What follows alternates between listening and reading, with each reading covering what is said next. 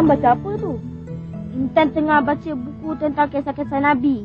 Dan pinjam dekat perpustakaan sekolah. Oh. Nanti kalau Intan Nabi baca, abang nak pinjam Intan baca yang mana? Dan baca tentang kisah-kisah Nabi sebelum dia dilahirkan. Oh. Kan Nabi Muhammad dilahirkan pada tahun gajah. Tapi kenapa dinamakan tahun gajah? Ada cerita tu. Tapi entahlah. Abang dah lupa lah. Tak silap abang lah kan. Ianya berkaitan dengan tentera bergajah. Cuba cari dalam tu. Mesti ada. Alah. Tahulah dekat dalam buku ni. Tapi kalau orang cerita kan lagi best. Abang tahu siapa yang boleh ceritakan tentang kisah Nabi Muhammad tu dengan cerita tentera bergajah tu? Ustaz!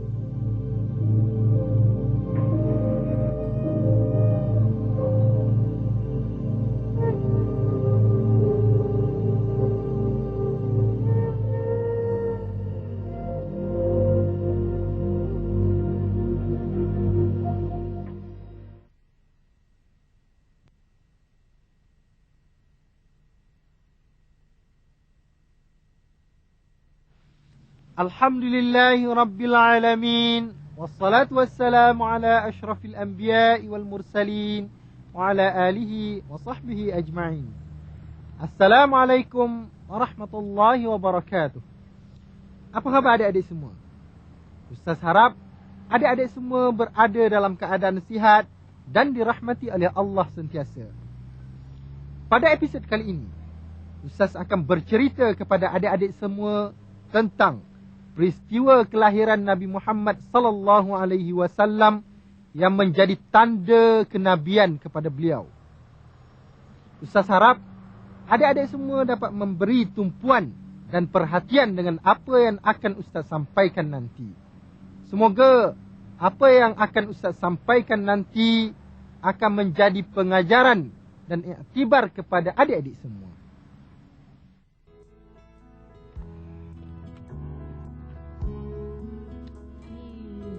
Mana Ustaz pergi ni Selalunya dia tak labang macam ni pun. Sabarlah bang. Contoh, yang abang tu cepat sangat kot.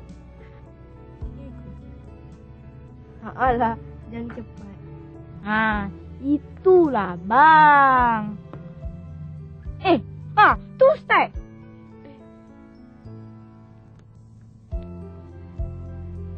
Assalamualaikum Ustaz.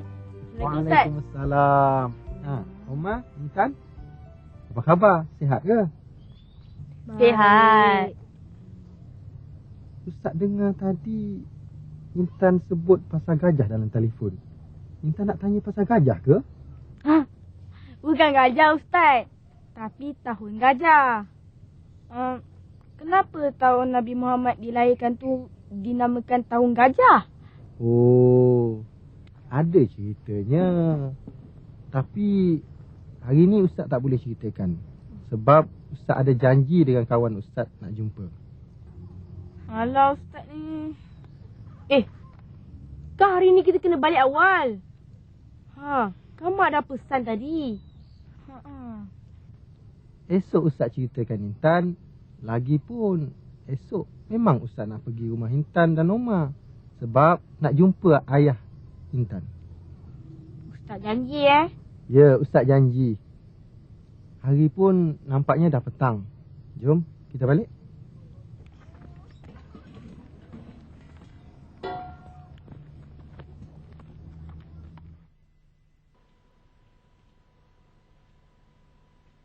Qala Allah Ta'ala وَمَا أَرْسَلْنَاكَ إِلَّا رَحْمَةً لِلْعَالَمِينَ.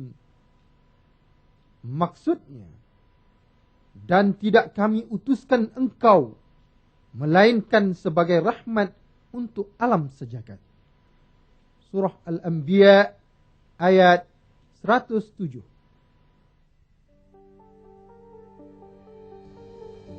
Macam itulah dia punya Ustaz. Tapi kalau ada apa-apa, saya hubungi Ustaz. Baiklah, baca Rasdi. Intan, Oma, Ustaz datang ni. Macam ni lah Ustaz. Ustaz duduk dulu. Saya pergi jenguk kat Ustaz. Duduk Ustaz.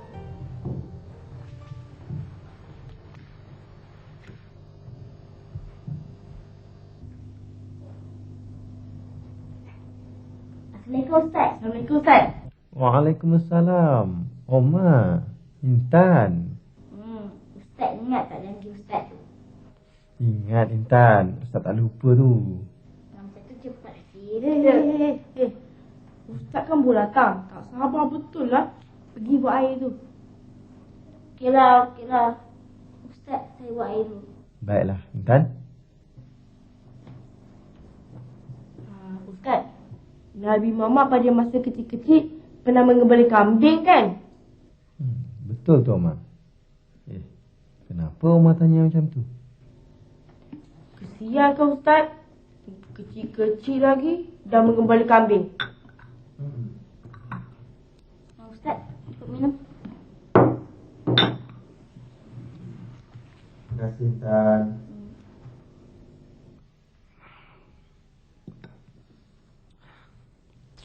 Oma, Intan, sekarang ni dengar Ustaz cerita ya. Pada tahun-tahun sebelum kelahiran Nabi Muhammad ni, terdapat seorang raja di Yaman yang bernama Abraha. Abraha ni pemerintah yang baik ke Ustaz? Tak. Dialah yang bercita-cita nak meruntuhkan Kaabah tu, Intan. Sebab dia cemburu. Dia cemburu melihat Kaabah tu selalu dikunjungi oleh masyarakat Arab pada masa tu. Lalu Abraha pun membina sebuah gereja yang besar untuk menyaingi Kaabah yang berada di Mekah. Apabila gerejanya siap, dia pun memanggil dan menyeru semua masyarakat Arab pada masa tu untuk beribadah di gerejanya. Tapi Intan, Oma, tak ada seorang pun yang nak pergi. Mesti Abraha tu marah ke Ustaz? Tentulah dia marah, Intan, Oma. Sebab tak ada orang yang nak pergi beribadah di gerejanya. Lalu Abraha pun mengumpulkan tentera-tentera bergajahnya untuk menyerang Mekah dan meruntuhkan Kaabah. Tujuan dia supaya orang Arab selepas tu akan beralih arah ke gerejanya pula.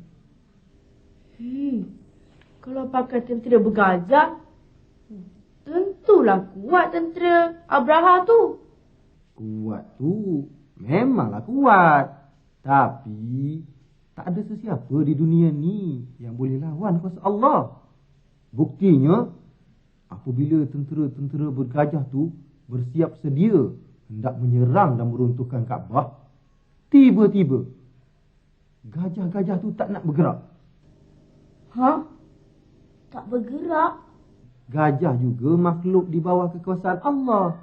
Sebab itulah dia tak bergerak apabila diarah oleh tentera-tentera Abraha untuk meruntuhkan Kaabah. Kan Kaabah tu Baitullah, rumah Allah. Setelah gajah-gajah tidak bergerak, keadaan pun jadi kelang kabut. Tiba-tiba kelihatan di awan, di langit. Burung-burung ababil berterbangan di atas tentera-tentera bergajah. Setiap ekor daripadanya membawa sebiji batu. Diriwayatkan batu tersebut adalah batu daripada neraka. Kemudian burung-burung ababil tersebut pun menjatuhkan batu-batu tersebut ke atas tentera-tentera bergajah. Termasuklah Abrahah sendiri. Akibatnya Abrahah dan tentera-tenteranya mati dengan amat dahsyat sekali. Diriwayatkan di dalam Al-Quran seperti daun-daun dimakan ulat. Dan pada tahun itulah Nabi Muhammad dilahirkan. Sempena peristiwa inilah masyarakat Arab jahiliah pada masa itu menamakan tahun tersebut sebagai Tahun Gajah. Barulah kita faham.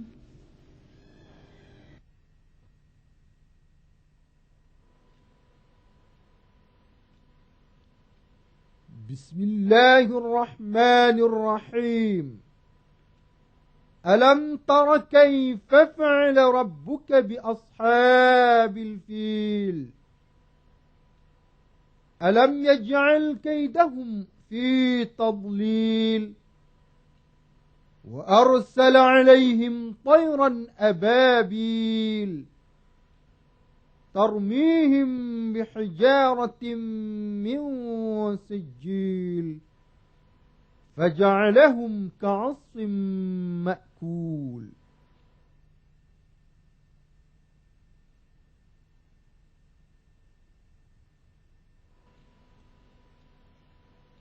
Maksudnya, tidakkah engkau mengetahui bagaimana Tuhanmu telah melakukan kepada angkatan tentera bergajah?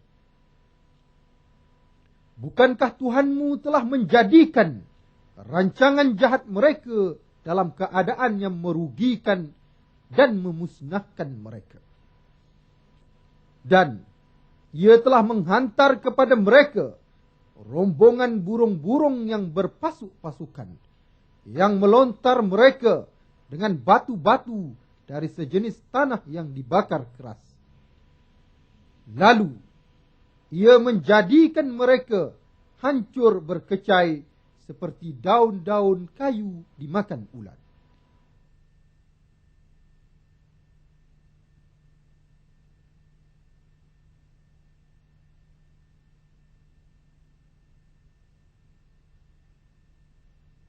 Nabi Muhammad sallallahu alaihi wasallam telah dilahirkan di kota Mekah pada 12 Rabiul Awal tahun Gajah. Bondanya bernama Siti Aminah binti Wahab, manakala ayahnya pula bernama Abdullah bin Abdul Muttalib.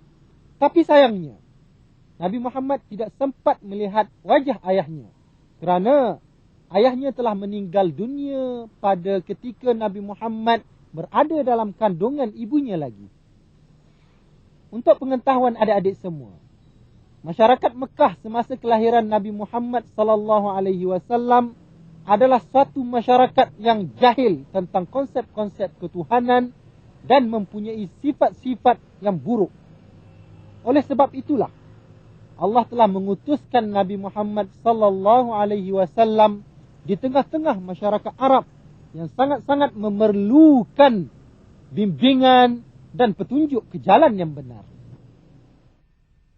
Sebelum Nabi Muhammad dilahirkan, terdapat tanda-tanda yang menunjukkan Nabi Muhammad ni adalah Nabi yang terakhir dan pemimpin yang agung. Dan tiada siapa yang akan menjadi Nabi selepas Nabi Muhammad. Betul tak Ustaz? Betul tu Intan. Ustaz sambung lagi ya.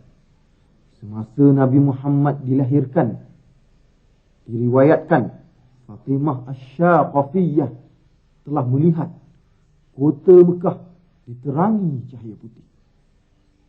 Dan bintang-bintang bersinar turun mendekati bumi. Ada juga yang menceritakan pada malam Rasulullah dilahirkan, bumi bergoncang seperti dilanda gempa bumi. Sehingga kan berhala-berhala yang berada di sekitar Kaabah jatuh bergelimpangan. Dan tanda kenabian seterusnya ialah semasa ibunya mengandungkannya, ia tidak merasa penat sedikit pun. Bahkan ketika Nabi Muhammad dilahirkan, ibunya Siti Aminah tidak merasai sebarang kesakitan. Ini merupakan sesuatu yang istimewa yang hanya berlaku kepada manusia pilihan yang akan diangkat menjadi rasul.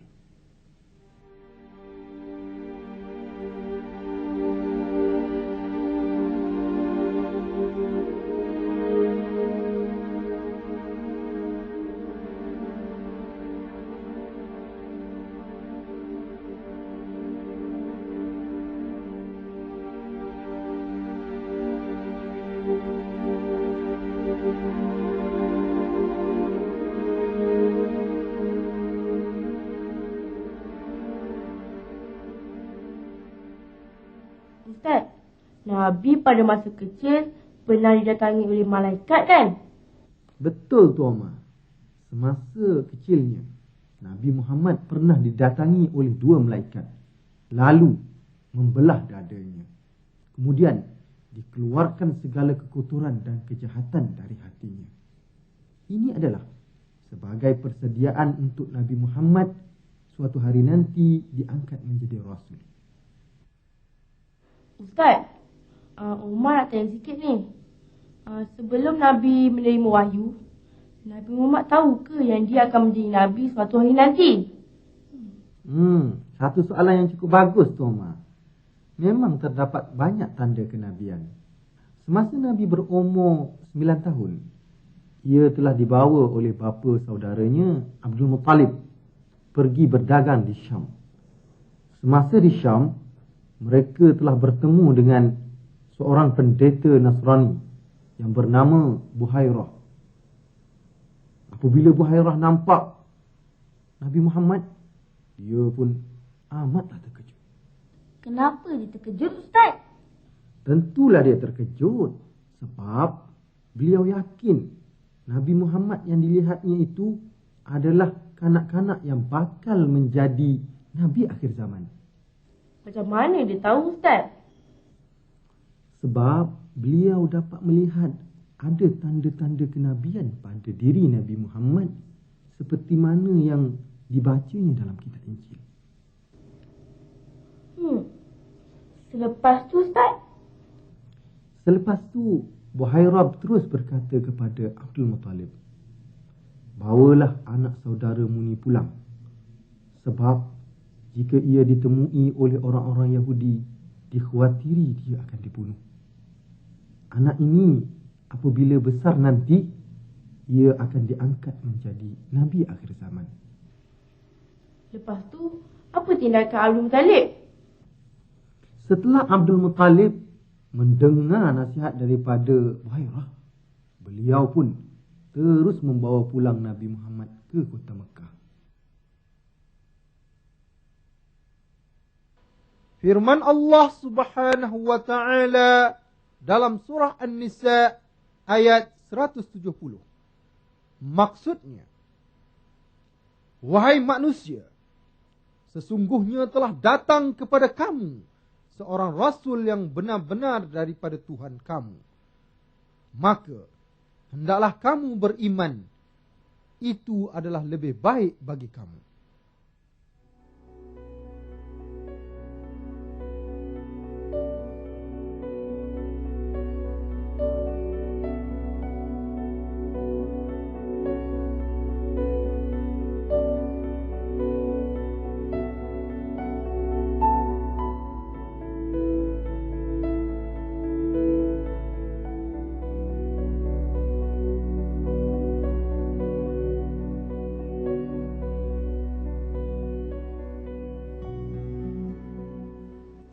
Ustaz, kat sekolah kami, Ustazah ada menceritakan tentang kepribadian Rasulullah.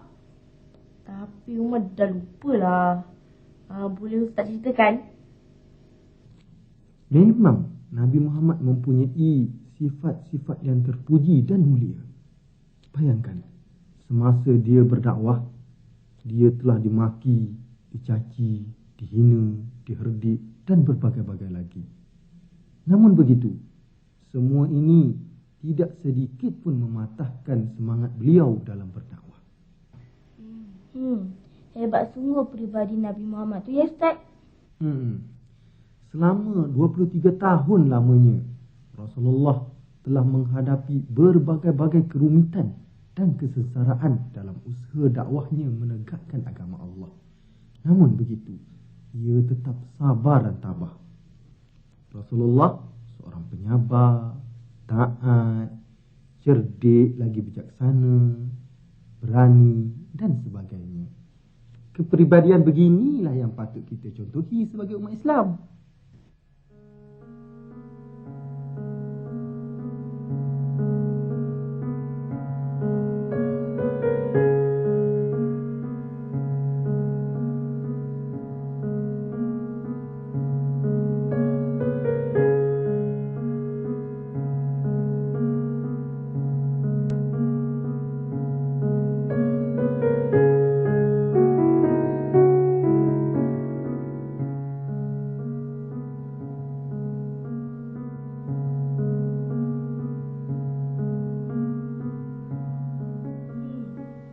Susah sungguh nak mencontohi peribadi Nabi Muhammad tu ya Ustaz.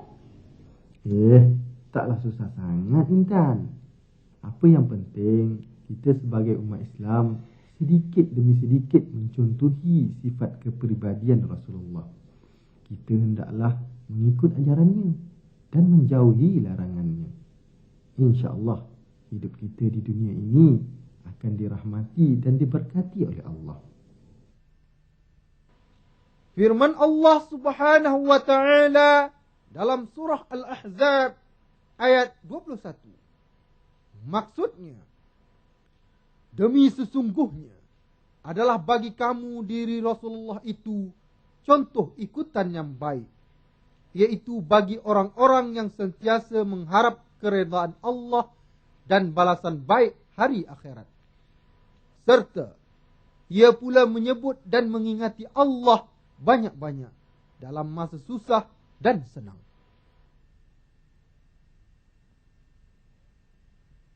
Adik-adik muslimin muslimat penonton yang dirahmati Allah, sememangnya tidak ada seorang pun yang mampu menandingi sifat-sifat pribadi yang ada pada diri Nabi Muhammad sallallahu alaihi wasallam. Ini kerana Nabi Muhammad sallallahu alaihi wasallam memiliki sifat-sifat yang amat mulia dan terpuji. Namun begitu, Ustaz yakin adik-adik semua tentunya juga memiliki sifat-sifat pribadi yang terpuji lagi mulia. Contohnya penyabar, penyayang, taat, patuh dan sebagainya. Adik-adik, contohilah sifat-sifat pribadi yang ada pada diri Nabi Muhammad sallallahu alaihi wasallam. Insya-Allah hidup adik-adik akan diberkati dan dirahmati oleh Allah Subhanahu wa taala.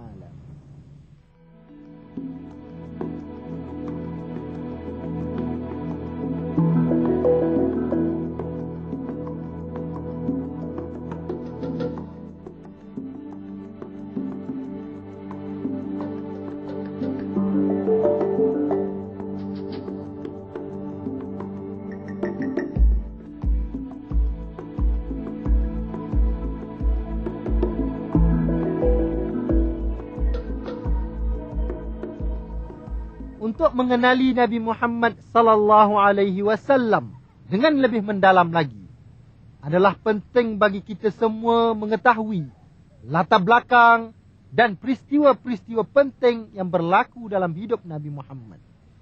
Selain itu, kita sepatutnya mengetahui sifat-sifat pribadi yang ada pada diri Nabi Muhammad. Bahkan, kita digalakkan mencontohi sifat-sifat pribadi Nabi Muhammad. Ini kerana Nabi Muhammad memiliki sifat-sifat pribadi yang terpuji lagi mulia.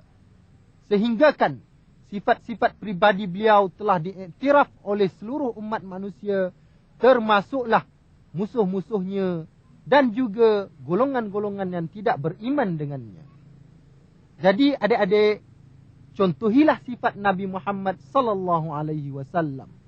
Insya-Allah adik-adik semua akan dirahmati dan diberkati oleh Allah Subhanahu wa taala. Sekian, wabillahi taufik wal hidayah. Wassalamualaikum warahmatullahi wabarakatuh.